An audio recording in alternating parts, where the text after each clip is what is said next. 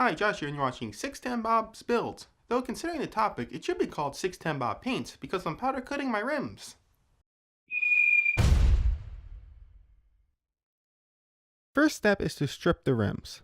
These rims were originally clear powder coated. Took me an embarrassingly long time to figure that out. Kept on thinking they were anodized. I don't know why. Anyway, to remove the powder coating, I am using the dissolver of all, aka aircraft stripper. I also removed the stems using, yes, a screwdriver. The completely wrong tool for the job, but hey, it kinda worked. Now it's time to make the rims look pretty. The rims got kinda beat up. There were a couple gouges that I wanted to remove. They weren't deep, so I decided to buff them out. I used a surface prep wheel for a die grinder. I had it laying around. I didn't even know what it was called until I started writing this script. Yay, Google! Now for the sandblaster. This will not only remove any stubborn powder coating that was left behind, but it will give a good surface for the powder coating to bite to. I'm using glass bead in my sandblaster, which is the wrong media for this, but I'll talk more about that in a bit. If you're wondering why I didn't just go straight into the sandblaster, powder coating is really impact resistant. So the sandblaster takes forever to remove powder coating. After I mount the rim to a piece of Unistrut using a really large hose clamp, I clean it. I first rinse it off with distilled water, then I use Eastwood's Pre to degrease the rim. I then pre-bake the rims 2 times at 450 degrees, allowing them to cool to room temperature in between bakes. This will bake out any oil that is embedded in the aluminum. This is especially important with cast parts like these rims. Because cast parts are porous, oil can be embedded into the metal, which can boil off during baking. This would leave bubbles in the finish. And now to paint, powder.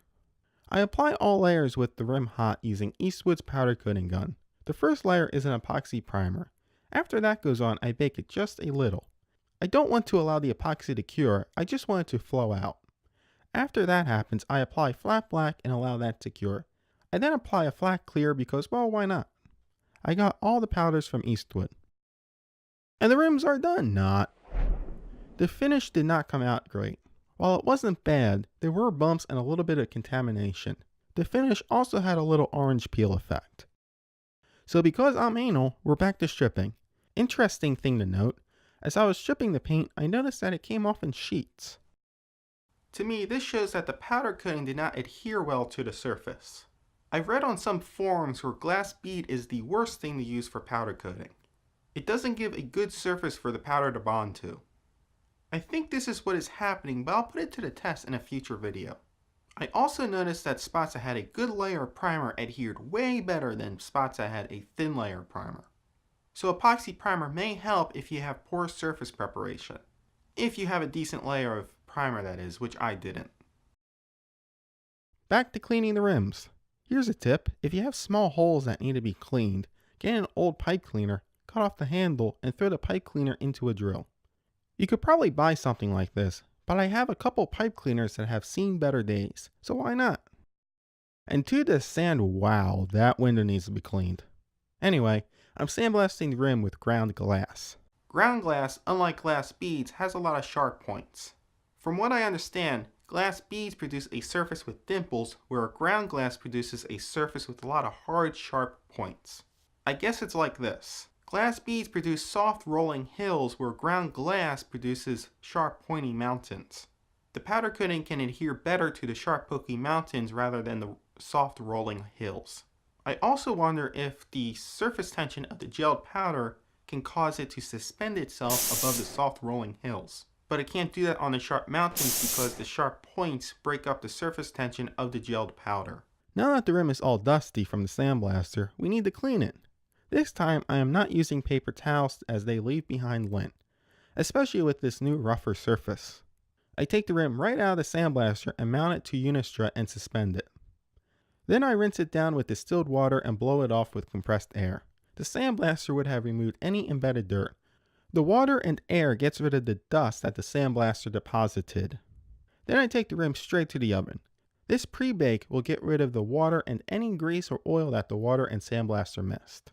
And now we paint. Where's the powder? I can never get the verb right. Anyway, instead of Eastwood's gun, I am using Colombian Coatings gun. I am also using Prismatic Powder's epoxy primer, then their jet black, Then there's Casper Clear, the friendlier clear. No wait, I'm thinking of the Ghost.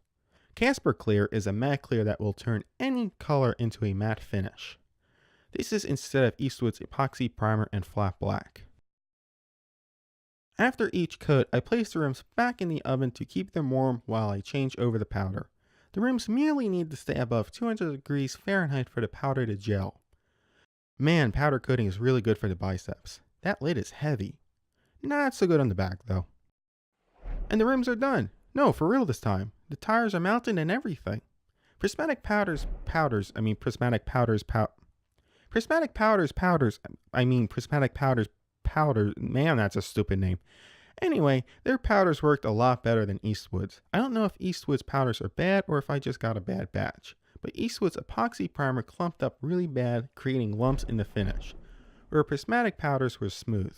Colombian Coating's gun also provided a much better finish than Eastwood's. I will go into more depth on that whenever I get around to doing a review on those two guns. When there is downward pressure, the tap will spin with the machine. When the pressure is slightly upward, the tap is disengaged. When you start pulling up more on the tap will run in reverse faster than your machine is spinning.